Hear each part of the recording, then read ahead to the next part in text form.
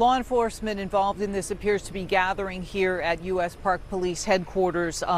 They are going to be leading this, according to the White House. Now, as you said, we now know this will be a 7-day effort focusing on, quote, high traffic tourist areas and other hot spots. Now I'm going to put on my glasses to read you the next part of this. This is the list of the agencies involved. If we can bring that up on the screen: Metro Transit Police, Amtrak Police, United States Capitol Police, D.C. Police Department, Homeland Security, Federal Protective Services, Enforcement and Removal Operations, the DEA, the FBI, Bureau of Alcohol, Tobacco and Firearms, United States Marshals Service, U.S. Attorney's Office, Department of the Interior, Pretrial Services Agency, and Court Services and Offender Supervision. Now, we also know tonight News 4 has learned an advisory has been sent out to D.C. area hospitals alerting them to see a possible influx of patients starting at midnight as a result of law enforcement making a concerted effort to clear out homeless encampments. I think, honestly, it's terrifying to think of federalization of D.C. Advisory Neighborhood Commissioner Edward Daniels, who represents the Navy Yard area, acknowledges many in his neighborhood have been frustrated and alarmed by the events of this summer. Large groups of teens and kids even younger have caused disruption. Fireworks were thrown on busy public sidewalks. Some teens made their way into residential buildings.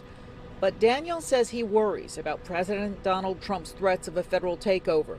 He wonders whether putting the National Guard, FBI, or any other federal law enforcement on the streets would clash with or erode D.C. law. But I don't know what that would mean for our city. I think the MPD, of course, they're not perfect, but they are doing the job that we're asking them to do. We're asking for efficient but also ethical policing, and I think that's what we're getting more of these days. This isn't a partisan issue. This is a public safety issue. Former Advisory Neighborhood Commissioner Kathy Henderson welcomes extra law enforcement in her neighborhood, which includes Benning Road Northeast. It has struggled with a resurgence in drug and violence problems in recent years.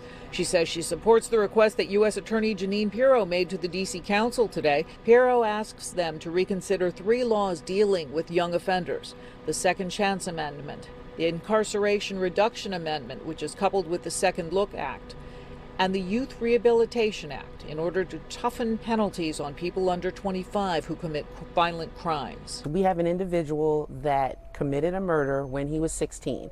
Because of the legislation, he was given a sentencing reduction, so he was allowed early release. This person, whom we wrote a community impact statement for, and we submitted it recently to the court, he committed another homicide.